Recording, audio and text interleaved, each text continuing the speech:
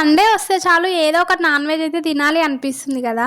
ఎప్పుడు ఈ chicken mutton తలకాయ బోటి ఇవే నా. అప్పుడప్పుడు ఇలా కూడా ఎగ్ రైస్ చేసుకొని తింటే టేస్ట్ బాగుంటుంది. ఎప్పుడు చేసుకొని తినాం కాబట్టి తిన్నది మంచి కడుపు నిండా కూడా తింటాం. నా స్టైల్లో easy and tasty egg rice ఎలా చేసుకోవాలో చూసేద్దాం. ముందుగా ఒక బొగాన్ పెట్టుకొని దాంట్లో ఆయిల్ వేసి బిర్యానీకి కావాల్సిన మసాలాలు ఇంట్లో ఉన్నవి మాత్రమే వేసి అవి కొంచెం గోల్డెన్ బ్రౌన్ కలర్ వచ్చినాక ఆనియన్ పచ్చిమిర్చి ఇంకా పసుపు అల్లం వెల్లుల్లి పేస్ట్ కూడా వేసుకోవాలి.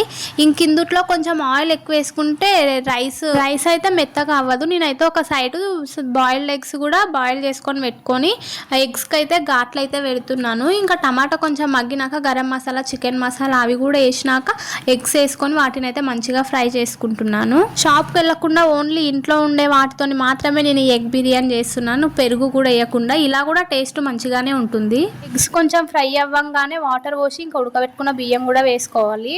ఫైనల్గా ఎగ్ రైస్ టేస్ట్ మాత్రం చాలా బాగా అయ్యింది.